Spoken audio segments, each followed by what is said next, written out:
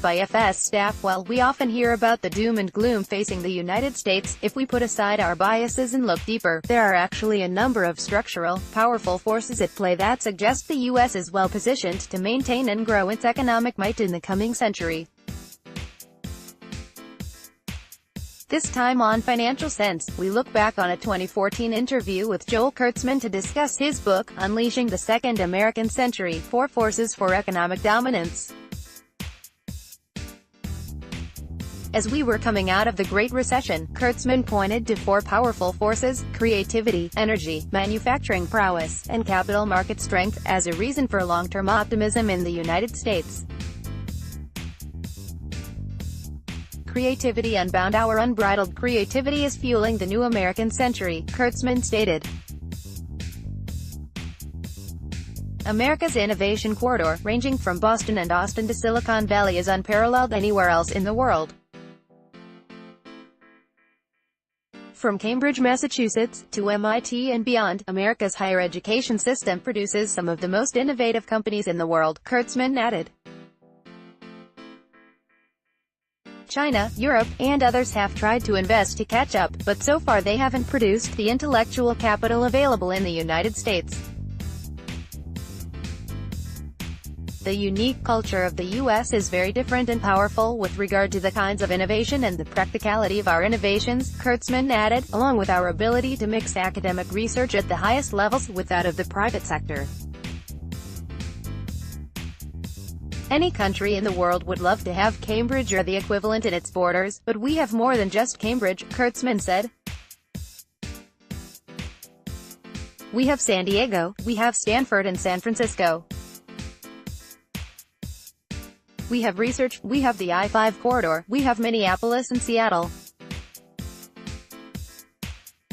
We have some tremendous resources in terms of research that doesn't exist anywhere else in the world. Energy to spare. The United States is the largest oil consumer in the world, Kurtzman noted. But what's most remarkable is that we've gone from being the world's largest oil exporter to the largest oil importer, and back again. This is unprecedented in terms of global capacity, he noted. We went from essentially importing more than 60% of our oil to importing only 32% of it in December 2013. The reason for this is entrepreneurs took massive risks to develop the fracking technology. North Dakota has gone from producing almost no energy at all a decade ago to being the second largest energy producer in the country after Texas, Kurtzman noted. This energy boom has led to a huge growth in jobs and fracking technology, which has changed the entire energy landscape. This kind of turnaround never happens, Kurtzman said. There is no other example in the world of a country that has gone from first in terms of energy production as we were in the 1950s to importing more energy than any other country in the world and then turning around to again become the world's largest energy producer. Manufacturing strength. A manufacturing exodus took place in the United States, with techniques migrating overseas to Asia and elsewhere because of cheaper labor. Now, we're seeing a smarter form of manufacturing return to the U.S. Manufacturing went to college, Kurtzman said. It's so much smarter. We have robots that are very efficient.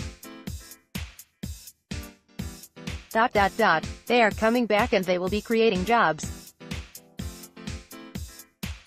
This is real. We're seeing it in terms of tens of billions of dollars being invested in the auto industry in the United States. Advanced robotics is transforming manufacturing within the United States, he added, and this isn't killing jobs here. You hear that all the time at cocktail parties, in bar discussions, wherever you go, you hear people saying, we don't make things here anymore, but it's absolutely untrue, Kurtzman said. The United States is still the world's largest manufacturing country. We make more than anyone else and China has caught up in some years, but we are pulling ahead again. Capital market depth. The Great Recession was what Kurtzman called the rich man's depression, and it had the beneficial effect of essentially doing away with a huge amount of consumer debt. consumers are now in the best shape they've been in 35 years, with tremendous spending power. On top of that, Kurtzman sees consumers behaving very prudently and saving more now. Corporations are also flush with cash, and since the interview with Kurtzman, we've seen corporate tax reform potentially return a large amount of capital to the United States, something which Kurtzman noted would act as a large beneficial force when it comes to available investment capital. It's a huge advantage, Kurtzman said. We have somewhere between $4.50 and $5 trillion in cash within the bank accounts of our largest companies. That's a massive amount of money. It's undeployed and it's ready to be invested. America's savings rate is now returning to international levels, he added. In general, he's seeing healthier habits among consumers as well.